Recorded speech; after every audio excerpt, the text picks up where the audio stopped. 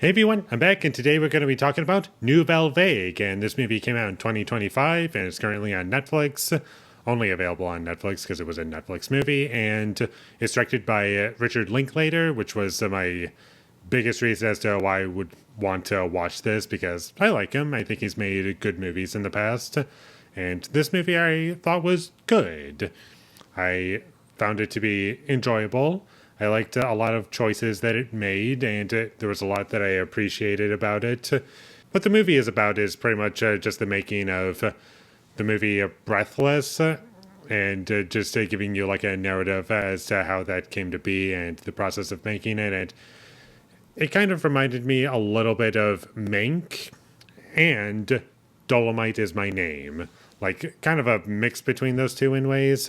And that's my biggest takeaway from this movie, and I thought it worked pretty well for what it was. I found it enjoyable, and the music choices I did like, although a good amount of this movie has no music from memory, and I felt as though that worked pretty well for what the movie was going for, and it helped me get into the scenes much better, and I wasn't being pulled out with like bad music at any point, which I am always happy to hear. The movie looked pretty nice, and I should also mention that I have not seen the movie Breathless. I am planning to watch it now more than ever because I am curious to see it, and I don't think my overall experience is going to be spoiled for that movie, but we'll see what happens. And there are some good lines in this movie that I did like, and the acting was pretty good from what I could tell because they're speaking French. And I personally don't speak French, so there's only so much that I can interpret from the performances, but from what I could tell, nothing stood out to me as distracting. And the making of the movie, it doesn't start until about 45 minutes in, just slightly before the halfway point of the movie, and I felt as though the movie was pretty well paced, and I did like those scenes about making the movie and all these different challenges that they came across. I have no idea how accurate it is to like the overall experience of what it was like to make the movie, but none of it felt forced or cheesy in any kind of way. It all felt natural in terms of what the story was trying to communicate, which I did appreciate.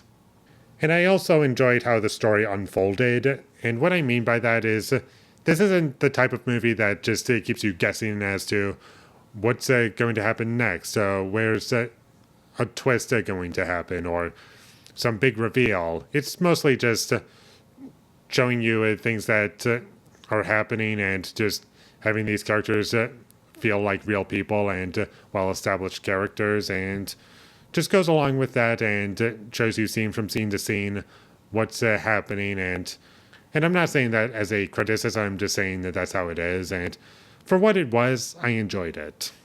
And this movie also has the classic main character has big ideas, and everyone around him is just questioning whether or not these big ideas are going to work or not. And sure, that could be considered to be a little, okay, we've done this before, but I personally didn't feel as though it was dragging the movie down because that was in the movie, at the very least. And to get into my criticisms with this movie is supposed to be somewhat of a comedy, I guess. But I personally wasn't really laughing at anything. Not saying that I was cringing at the humor or just like didn't really find it to be funny and it was just dragging my experience down. It was just nothing more than just blow a little bit of air out of my nose, and that was about it. And my biggest criticism with this movie is that there's no real reason to care about any of these characters. I'm not attached to any of them.